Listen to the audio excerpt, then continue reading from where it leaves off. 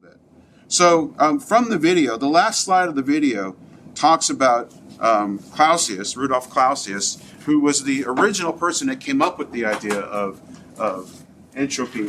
And there was this mathematical description of it, which we'll do a little bit with it today. Most of the math that we're doing is going to come at the end. We'll work some problems, and there is some math for us to do. This is a mathematical equation, and I'll show you a little bit of math, but we're not really going to be working with this equation too much. I just want you to see that this is the original description. Delta S, for the change in entropy, is related to Q, which is the heat component. So Q, you may remember, Q is something that you can measure in a calorimeter. Anyway, if you take that component, this is essentially, as I've written over here, this is at constant pressure, Q at constant pressure, that's enthalpy, change in enthalpy, delta H. So if we use that equation, and just go back to this example that we stopped with, the ice cube melting, okay? So if we take Clausius's delta S is equal to delta H of the system divided by temperature. That's really what this is. This is Q at constant pressure for a reversible reaction. And we're not going to get into the reversible, what's reversible. You can read about it in the textbook if you want. We're not going to get into that.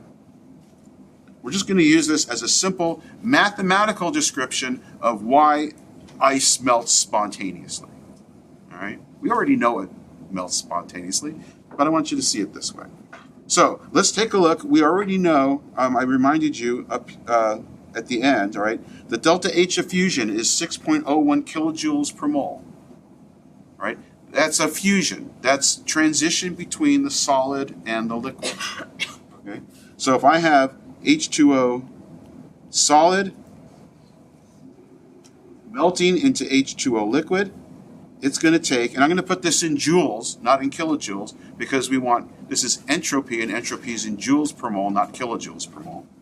So putting that in joules, if I take 1 mole of H2O solid and it then melts into liquid, that's going to take 6,010 joules of energy, right, so joules per mole, to get it to go into the liquid phase.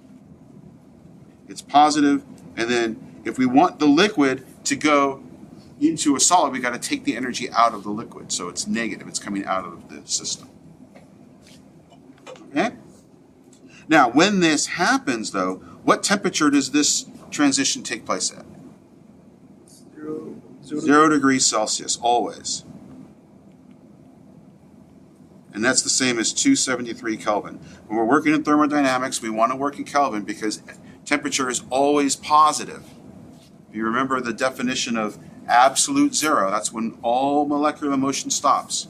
When there's no kinetic energy, that's how we set absolute zero.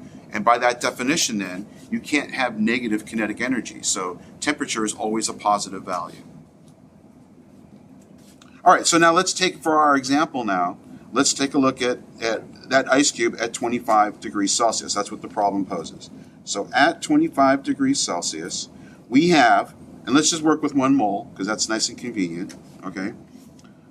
So 1 mole of H2O, when it melts, the change in entropy when it melts is going to be that positive 610 joules. And the temperature that it melts at, because I'm going, it's delta H over T, right? The temperature that it melts at is 273 Kelvin.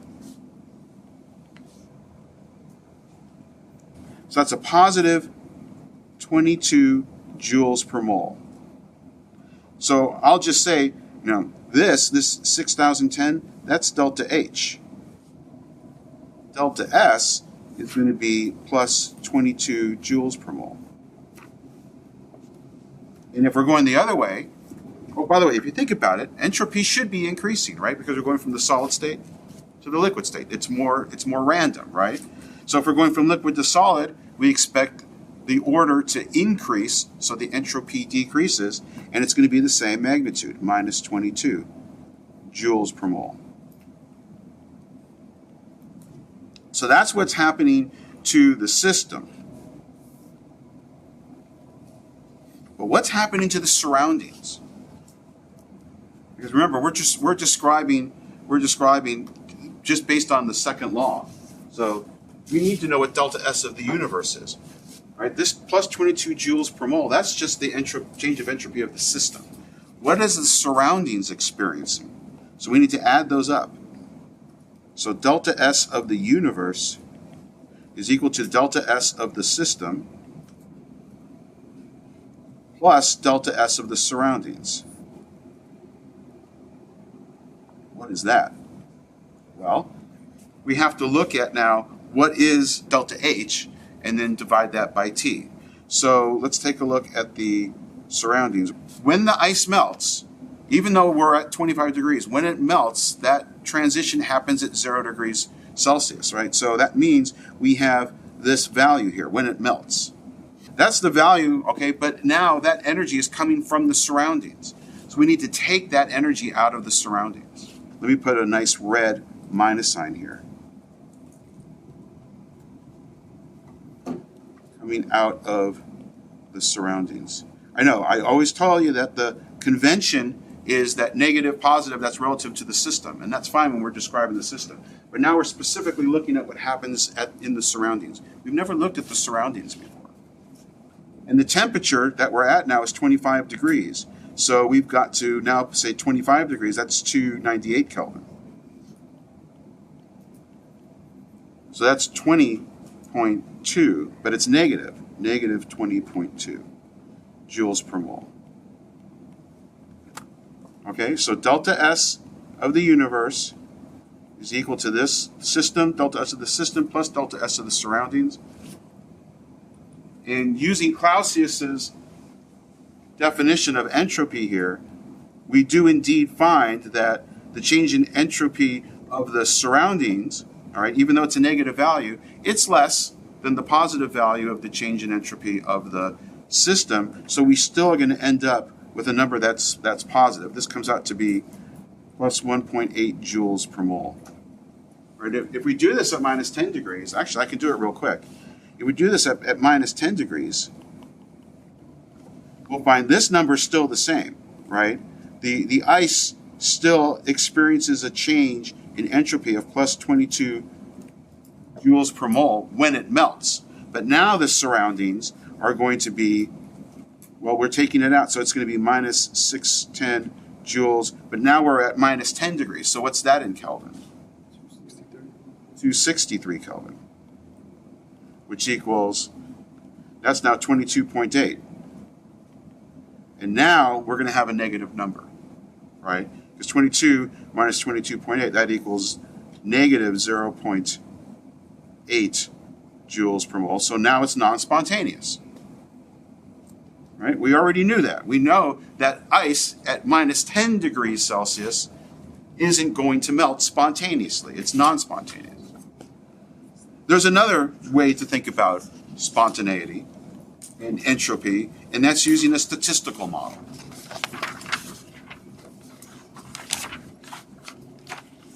Now, the statistical model, it's kind of like in this figure from the textbook that I talked about in the slide, where we start with the gas A on the left and gas B on the right, and they're separated by a divider, right? And then we remove the divider, and we know that they're going to disperse evenly on both sides, okay? Well, this is that same design, but now just from a statistical point of view. So if we start in this situation with just 4 things, 2 red and 2 blue, and all the reds are on the left and all the blues are on the right, and if we lift up that bar and let them sort randomly, just statistically speaking now, okay, there's only 6 possible states. 6 possible, and I'm going to define a new word for you here. We're going to call these microstates. Six possible microstates to randomly position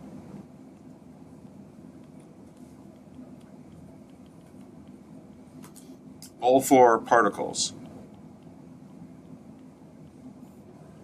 And there they are, right? Those are the only possibilities. So the microstate, we're going to talk about that in a little bit more detail in just a second. The microstate is just the specific position that you can have your system in.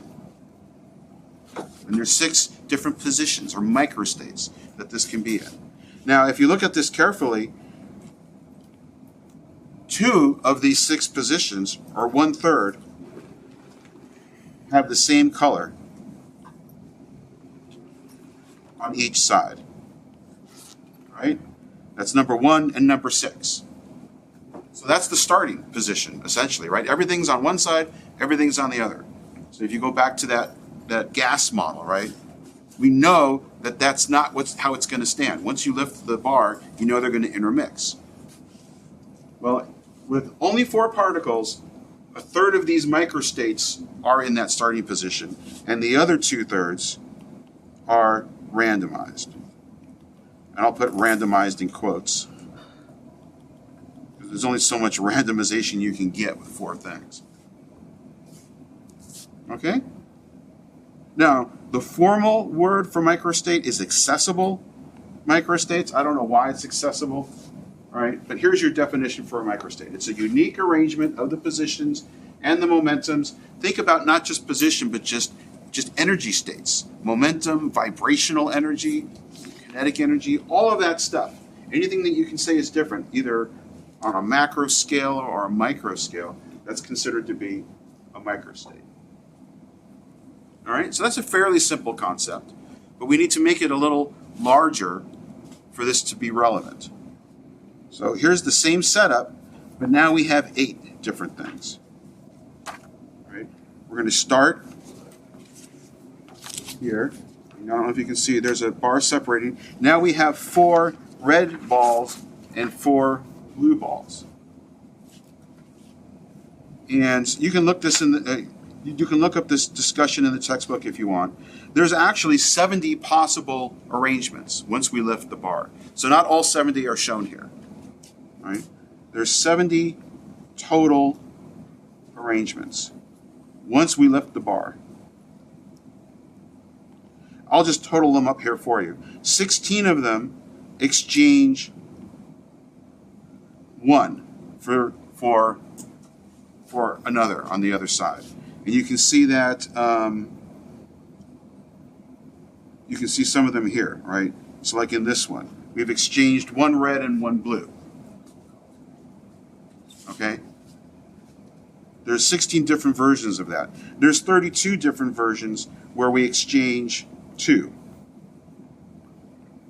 There's another 16 where we exchange 3. You don't need to work this out on your own. You can just trust me on this. It's a statistical argument. And then there's 2. There's only 2 possibilities where basically we've exchanged either none or we've exchanged all 4 of them.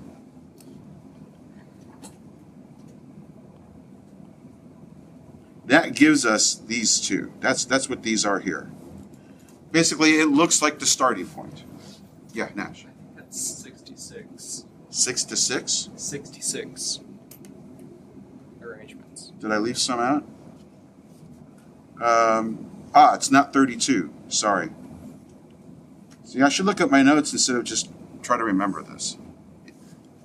Thank you for that. Yes, it's 36. But again, I don't expect you to draw all these out unless you're really insane. Okay? The point here is out of all these arrangements, only 2 of them now, 2 out of 70. 2 out of 70 give you that starting position where all the reds are on one side and all the blues are on another. So hopefully you can kind of get the idea. If we expand this even more, not just from 4 to 8, but what if we expand this all the way to, I don't know, how about a mole? What's that? What's Avogadro's number? 6. Mole is a really, really, really big number. So you can see what's happening here. Once you get to be on the chemical scale or the molar scale, all right, now it becomes really, really, really, really just statistically unlikely that you're going to have everything looking like the starting. That's just a statistical argument. We have Ludwig Boltzmann to thank for this, right? He's actually a statistical mathematician. Boltzmann did a lot of great work, especially with electromagnetic radiation and distributions of kinetic energy and all sorts of stuff. And And again, we're not going to go through this math. We're not going to do it. But I'm just pointing it out to you. All right, so here is Boltzmann's mathematical description. We've got a Boltzmann's constant. There it is. Don't worry, we're not going to do this. Times the natural log of W, which is basically the number of microstates that you have, right? So in this case, with 8 things, we have 70 microstates. With a mole of things, I have no idea how many microstates that is, all right? But it's just the concept, just from the statistical part of it. Frankly, personally, I think this makes a lot more sense to think about what entropy is and what it's doing. But just like we did when we were talking about intermolecular attractive forces and knowing what they are and then evaluating different things to see which one has the stronger forces, which one doesn't, we can do the same thing here with entropy. And we've been doing that a little bit, all right? Let me show you a few more examples of the kind of thought process that you should be able to do without having to do any math whatsoever.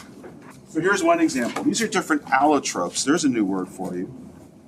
Anyone know what an allotrope is? Oxygen, molecular oxygen, and ozone, those are allotropes. Oh, sorry. Go ahead. No, I was going to say the oxygen. Yeah, oxygen and ozone, those are allotropes. All right, here's 2 allotropes. This, you can't read this. This is diamond, and this is graphite. They're both carbon, and only carbon. So an allotrope is just a different arrangement of the same element into different types of molecules. So oxygen, for molecular oxygen, O2, ozone is O3. They're allotropes. Now, most of you are familiar with diamond and graphite. Diamond is really, really hard and rigid, right? Whereas graphite is nice and smooth and gliding, like the graphite in your pencils. It's smooth along the page. Or as a lubricant, graphite's used as a lubricant. Here's a picture of the molecular structure. Much more solid and rigid of diamond, and graphite is fluid because it's arranged in these planes, and the planes can slide past each other really, really nicely. So diamond is very rigid, whereas graphite is quite fluid. Not quite, it's more fluid. It's not a liquid, for sure. But if you look at their entropies, we've got 2.4 joules per mole Kelvin for diamond, and we have 5.77, joules per mole Kelvin for graphite. By the way, this is a typo in your textbook. You don't know the difference between delta S and just S. We'll get there. But this is not delta S. This is what we call, here, I'll just tell you now, but we'll explain it later. This is S naught. This is the standard molar entropy. I'll define this better in a little bit.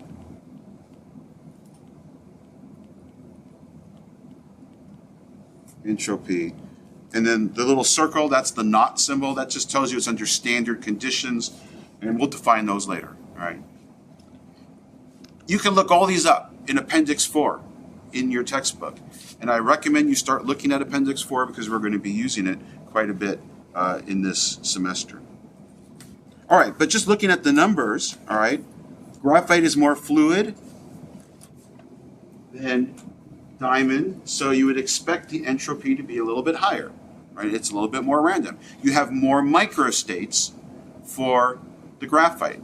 It doesn't mean you have 0 microstates for the diamond, even though diamond is solid and rigid, right? This is not 0. That's not, the standard molar entropy is not 0. As you'll see soon enough, it is 0 if there's absolutely no movement and you only have 1 microstate. If you have more than 1 microstate, then it's going to be a positive value, not 0. Yeah. Here's 2 molecules. And these are the 2 that are shown right here. One's tetramethylbutane and the other one is octane. Which one has the higher entropy? This is a linear molecule, whereas here I've got them all connected in a way that's less flexible.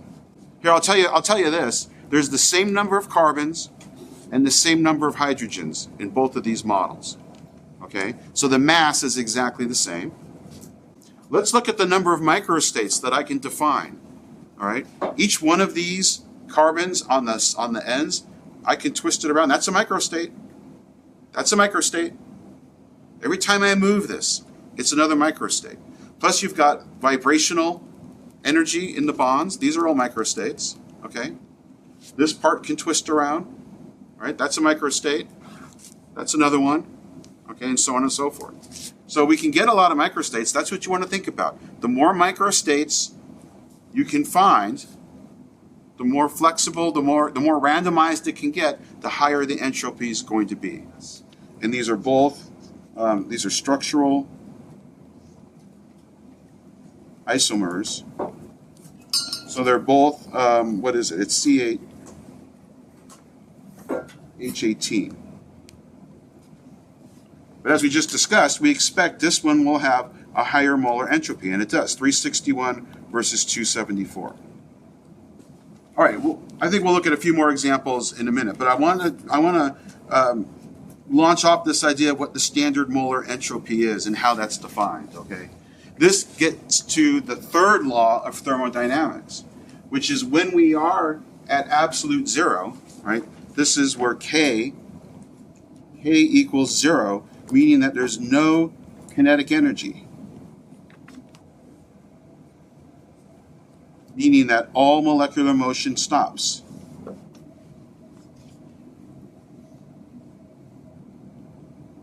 There is no vibrational, right? There's no rotational, there's no microstates, nothing is moving. It's absolutely solid, perfect. That's what we call a perfect crystal. And there are no such things because there is no such thing as absolute zero. I mean, it's a theoretical limit.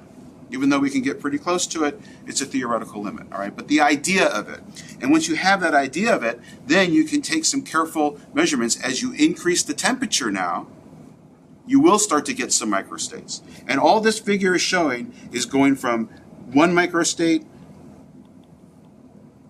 to 2 microstates, and so on and so forth. The perfect crystal has 1 microstate, there's 0 entropy. So, as we increase the temperature, we can increase the microstates, we'll increase the entropy, right? As temperature increases, the entropy will increase. So now we can define a standard molar entropy, and here's the definition for it now. Standard is going to be under our arbitrary defined standard conditions.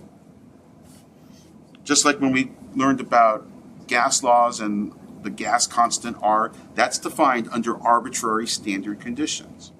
In this case, and by the way, that's what this circle stands for. This is a naught symbol, N-O-U-G-H-T. That just means standard.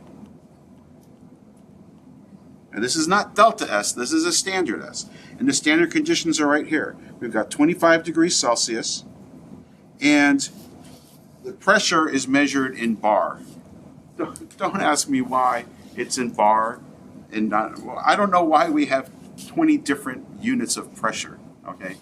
And don't worry, we're not going to be working in bar. We've done enough in torr and other stuff in the earlier chapter. 1 bar is pretty much approximately 1 atmosphere, and that's good enough for us in this class, okay? We want some standard conditions. All right, so if we set that as our standard, then we can actually make careful measurements and publish then a table, which is in the back of your textbook, that has the standard molar entropies. It's basically the standard entropy for 1 mole of material at 25 degrees and 1 bar. And you can see these by definition then are always going to be greater than 0. Because the entropy is 0 when you're at absolute 0, and you can't get lower than that. So things are convenient for us in thermodynamics. Temperature will always be a positive value, and standard molar entropies will always be a positive value. Now delta S, the change, that can be negative, okay? So don't get confused, all right? Don't confuse the standard molar entropy with delta S, which can be negative.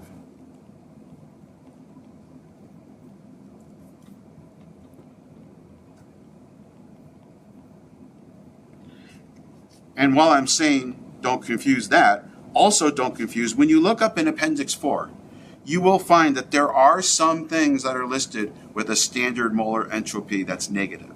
And I just got finished telling you that they're all positive, okay? But sometimes you will find that ions are listed in Appendix 4, ions by themselves, not solvated in water, okay? Ions don't exist on their own, all right? They exist when we dissolve things in water, okay? But by themselves, not in aqueous solution. These are also going to be listed in Appendix 4, are also listed as a negative value. We won't be doing too much of that, but when you go to Appendix 4, you might see that and scratch your head, all right? This is why, okay? So these are all listed in Appendix 4 in the back of your textbook, along with enthalpy and free energy, delta G. So let me show you a preview of what that kind of looks like. This is taken from Appendix 4. Appendix 4 goes on for like 6 or 7 pages, okay? I just took a few parts of it and then pieced it all together so I can talk about a whole bunch of stuff for you on one slide. So this is all taken from Appendix 4. And here I'm just showing you the standard molar entropy part. I took out the enthalpy and the free energy part of it, just so we can focus on a few things. And some things we've already talked about, like here's diamond and graphite. Okay? You now know how to think about why the entropy would be increasing or decreasing. So other things that we already know about, like going from a liquid to a gas, all right? We talked about this. The entropy increases as you go from a liquid to a gas, and you can see that on this table. Here's another case, H2O, going from a liquid to a gas, okay? The entropy is increasing. So all sorts of stuff that we can recognize on this. But there's other trends as well, okay? Look at this one. CH4, methane to ethane to propane. That's kind of like this example. Where is it? This is octane, okay? If I only had 2 carbons, it would be ethane. This is a short course for organic chemistry naming. If it's 2, it's ethane. If it's 3, it's propane. If it's 4, it's butane. As it's getting longer, okay, we have more microstates, all right? So similar to what we saw with intermolecular attractive forces, as it got larger or more spread out, we can talk about the IMFs. Now we can talk about the entropy as well. We expect, as this linear chain grows longer and longer, we expect the entropy to increase because we can have more microstates. Yeah? And one more time, is a microstate? It's everything. Vibration, rotation, twisting, more places to put a different position on it. Yeah, whether it's a vibration or an actual change in 3D space. All right, so we expect this, right? It's increasing as the chain increases. And then when we get to butane, once again, we see butane, we have both the liquid and the gas. So butane as a liquid, all right, we can see that. Butane as a gas, we can see that as a gas it has higher entropy. And in fact, for all of these, for methanol, we can see the same trend. Gas versus liquid, ethanol, other materials, okay? So I'm just showing you the trends that we've already talked about. This is how you would visualize that in a tabular form. So here's another part of Appendix 4, okay? And now I'm showing you the whole table, what it looks like. Again, this is just bits and pieces put together. But now you see we've got delta H in this table. And just to remind you, delta H, the units are kilojoules per mole. Here's delta G, kilojoules per mole. This little F, that's a formation, right? And then here's our our S, our molar entropy. It's not delta S. That's joules per mole Kelvin. You got to remember, when you're using our master equation here, kilojoules, kilojoules, joules, and you got to make that conversion, okay? So let's see, what other trends can we find here?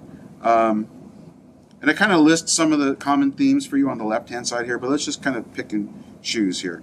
Here's some methane to ethane to propane again. All right, so that's the same idea. As the chain grows, all right, we have more mass. It's more spread out.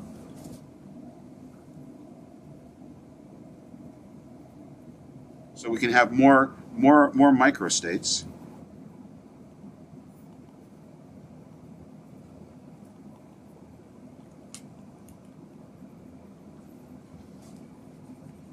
Now here, these three, let's just look at propane, carbon dioxide, and argon.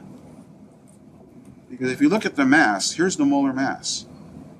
I tried to choose three that were about the same, although argon is a little bit less, all right? But take a look at what their entropies are. Well, that's showing pretty much the same trend, but now it's not just a growing chain. We still have propane that has the highest entropy here for those three, okay? But the thing I want to point out here is that we also have more atoms here. It's not just that the mass was growing, okay? The mass of one atom of argon is about the same as one molecule of propane. But the propane has much higher entropy because it can go into many, many more microstates than argon can, because argon's just one atom. And you still have microstates there, right? There's still some, stuff going on, right? The electrons aren't frozen, right? They're moving around all the time. So there is some entropy, even just for argon. Then you get to ionic compounds. So that's what this is shown here, ionics, okay? Now this gets a little more subtle. Here we have magnesium oxide, sodium bromide, and sodium chloride. But look at their entropies. What's going on here? Which one has the highest entropy? Sodium bromide does. So what is it about sodium bromide? I mean, these both have one cation and one anion. All right, so it's not the number of particles. They each have two components, right? So what is it about sodium bromide, do you think, that gives it such a higher entropy? Let me remind you of Coulomb's law. Remember Coulomb's law? The electrostatic potential energy is related to the charge of the ions divided by the distance between the ions. Okay?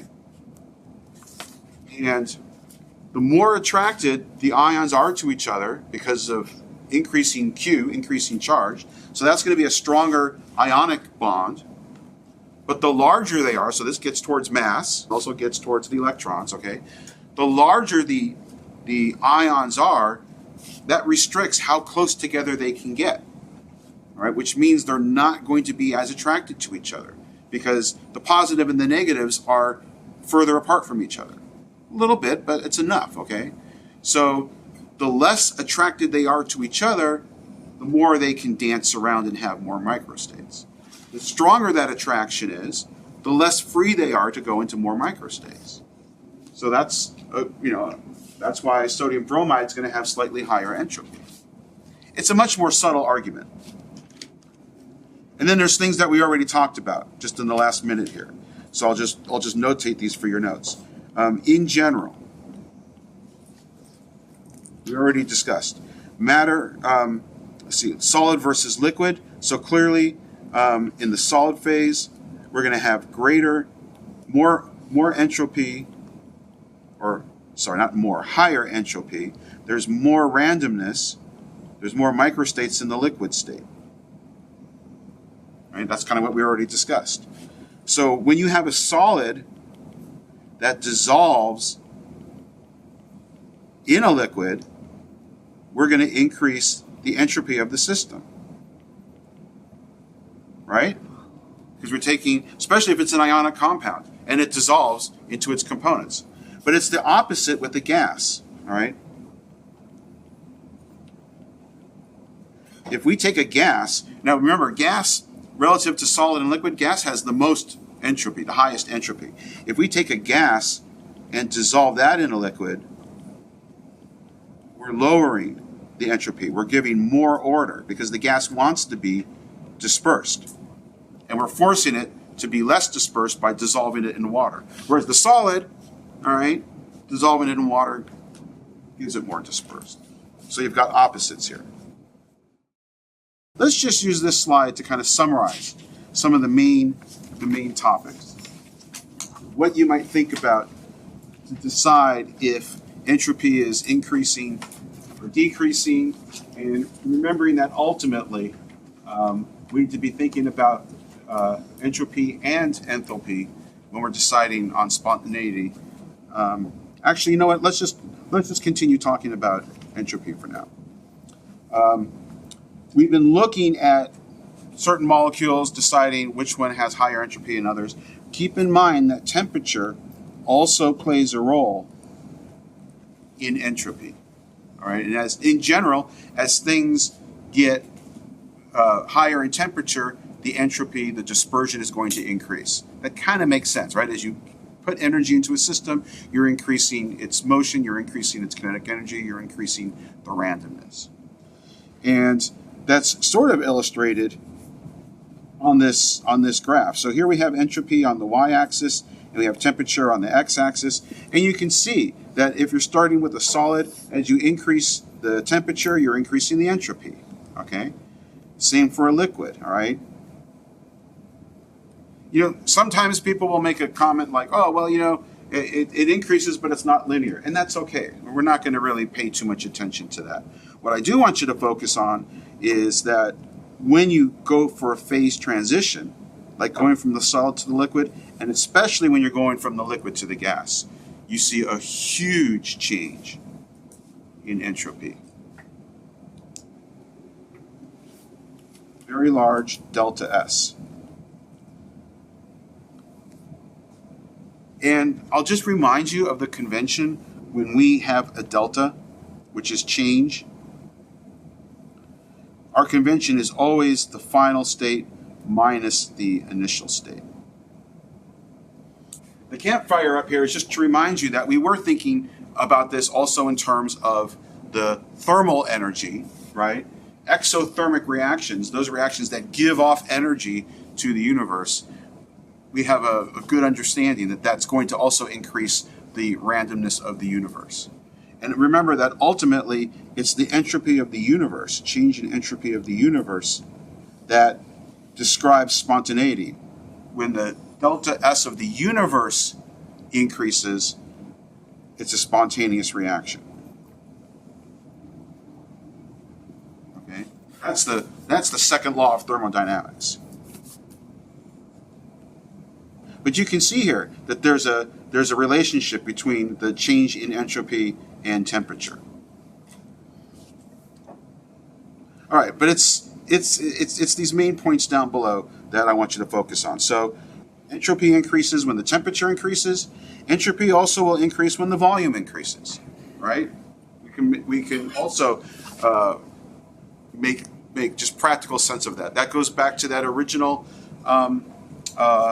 description in the video where we had the two gases separated and we opened up the door, and now all of a sudden the volume increases, so the gas is going to be dispersed and the entropy increases.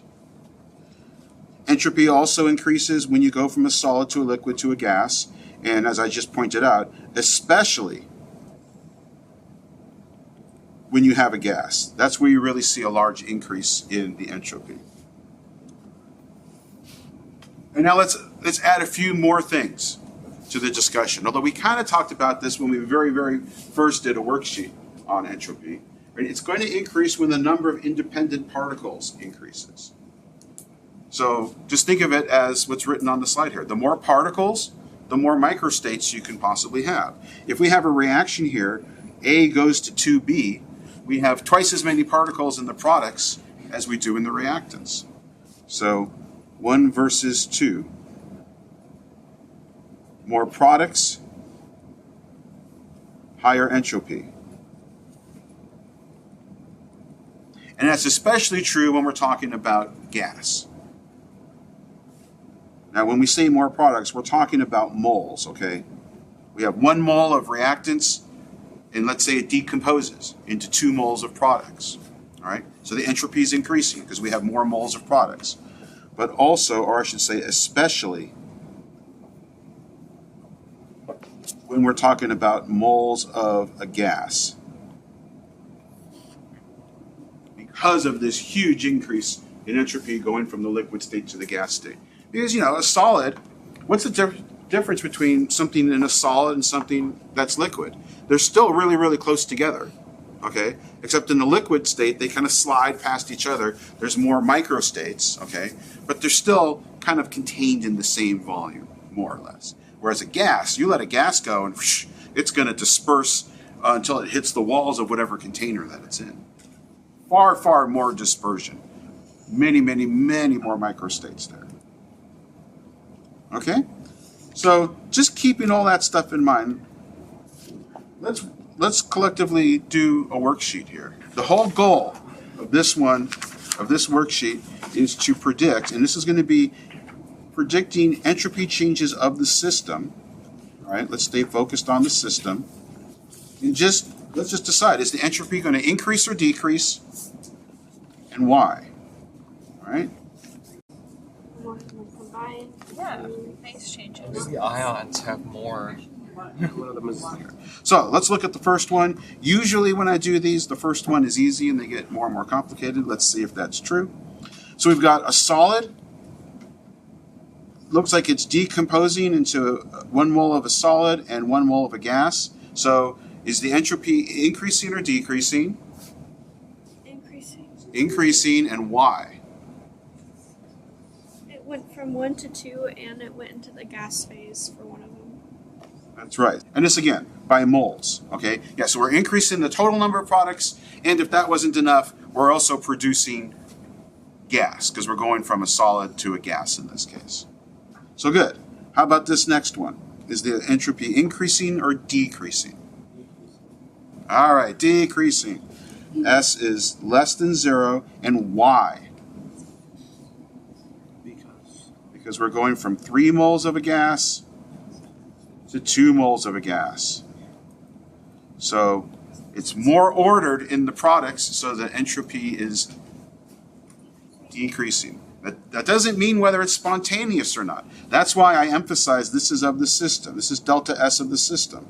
Spontaneity is delta S of the universe, which is the system plus the surroundings. We're only measuring the system. So just because the entropy is decreasing doesn't mean that it's necessarily non-spontaneous. What else do we have to look at to tell?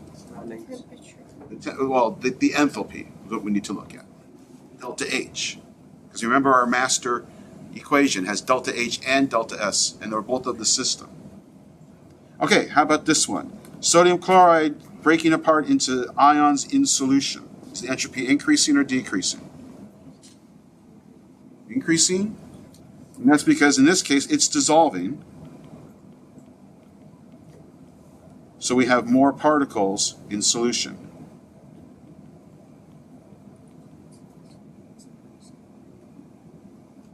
All right, how about this one? Silver ions and chloride ions coming together. Now you've done this experiment, I don't know, about 50,000 times in Gen Chem 1, where you take the two clear solutions and you mix them together and that opaque white stuff comes out, right? That's silver chloride, all right? So it's a very classic Gen Chem experiment. Is the entropy increasing or decreasing? Increasing? Decreasing, yes, okay. No one wants to talk, but you're willing to show your hands. That's good. It's decreasing, okay, because it's just the opposite of what we just did, right? Now we have fewer products. Or fewer particles. Now, you guys back there were debating this one. So we got two things going on here. We're going from, well, but think about it though. How many particles, how many moles of reactants do we have? 2 moles of reactants. How many moles of products do we have? We have 2, so it's actually not increasing by that. So 2 moles of reactants and 2 moles of products. So that's actually the same. So everything else being equal, if that's all it was, you'd be hard to tell if entropy is increasing or decreasing. But the other thing you guys mentioned is that you've got 1 mole of gas in the reactant side and 2 moles of gas in the product side. So that's the deciding factor there, okay? In the reactants, you have 1 mole of gas And in the products, you have 2 moles of gas. So the entropy will, in fact, be increasing here. And that's why. Yeah, it's a little trickier one, isn't it? How about this next one? Glucose, this is classic combustion. Glucose plus oxygen gives you carbon dioxide and water. What's going on for the entropy? Up or down? Increase? Decrease? Everyone's increase? Okay, why? We've got 12 moles of products on the 12 moles of products versus 7 moles of reactants. So yeah, we've got more particles. So entropy would increase. We have more particles in products. 12 versus 7. Anything else to mention? On the reactant side, you've got solid and gas.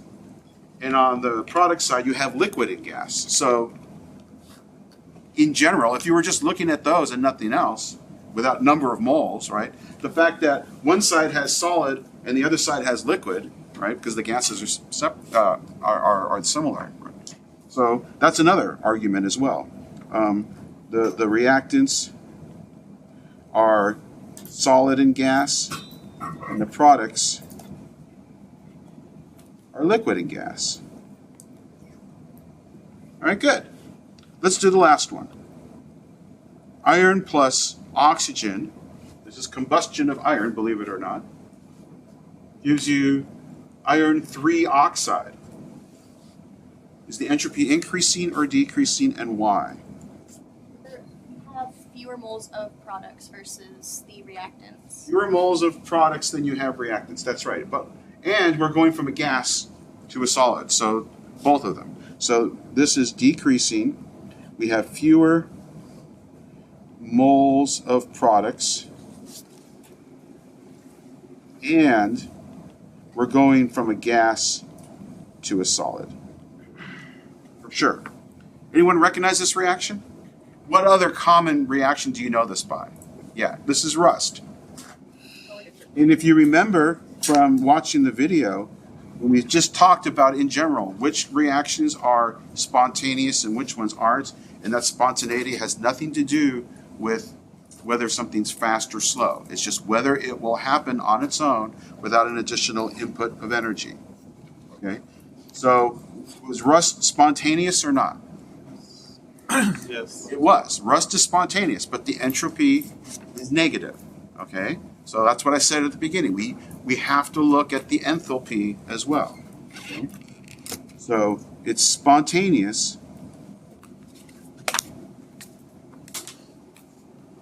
but entropy is decreasing. All right? That's because this is of the system. All right? This is delta S of the system. We need to also look at delta H of the system, which gets us back to our original discussion and how we think about what delta G is. Okay?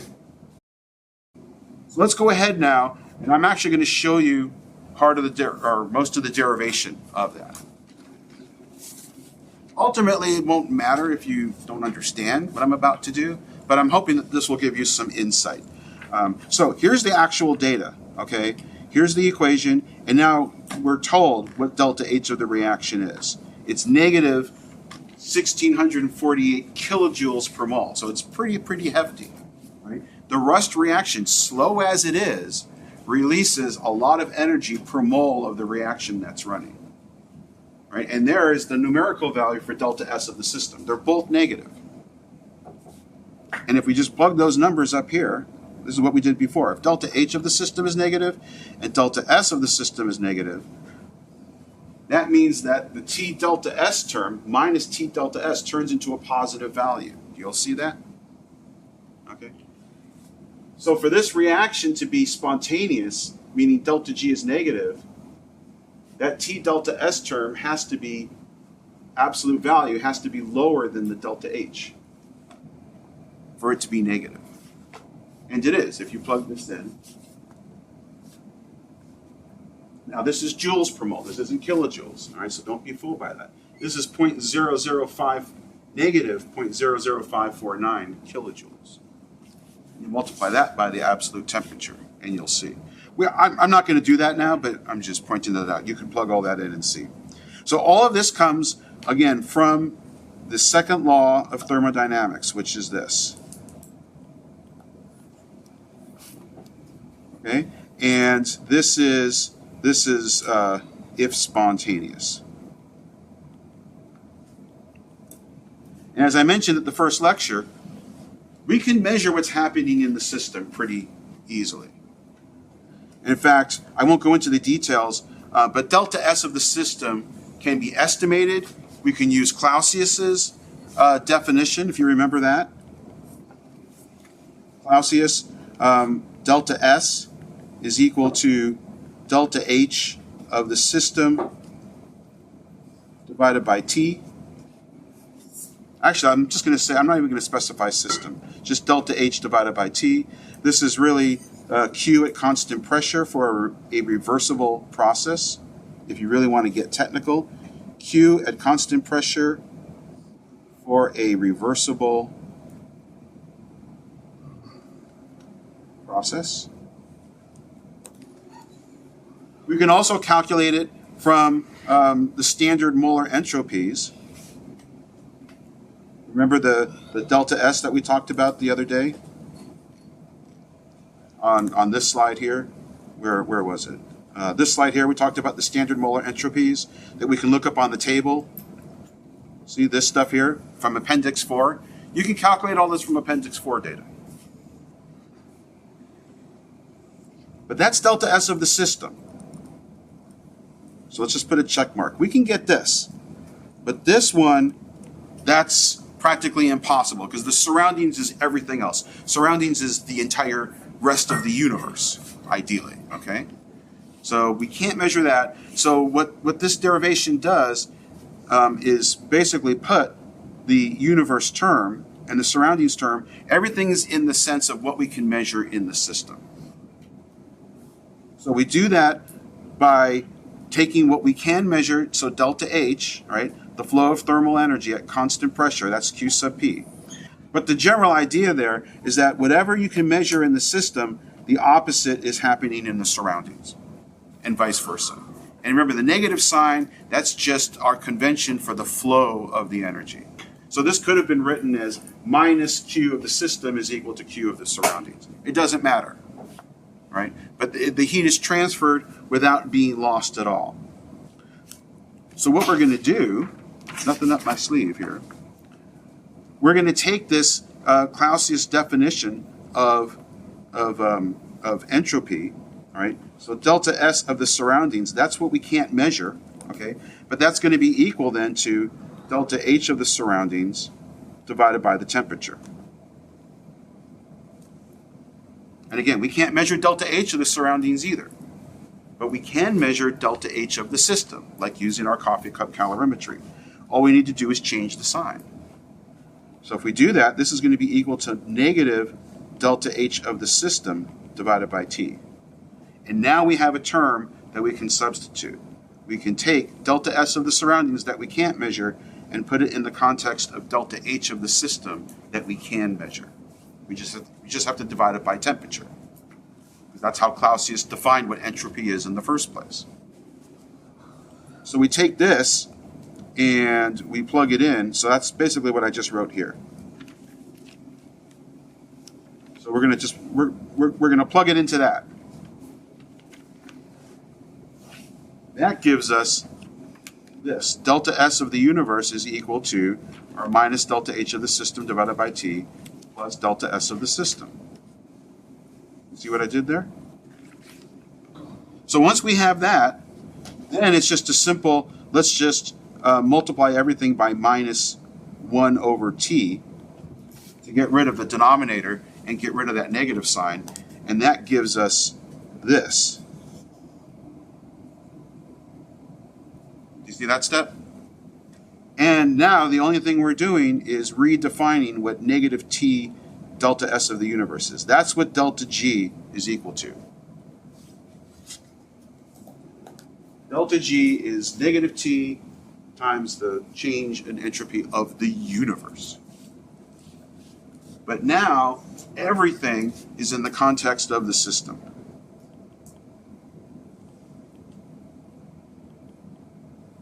And that's why we use this equation and we concentrate on delta G and not the second law of thermodynamics where we're concentrating on delta S of the universe to describe what is spontaneous and what isn't spontaneous.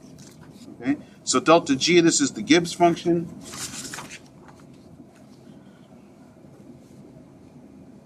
Often referred to as Gibbs free energy. We've already been talking about Gibbs function. We've already been using it a lot in our thought process. This is just the formal definition, or sorry, derivation of how we actually get to our master equation. So in other words, this equation really is the same as the second law of thermodynamics. Okay?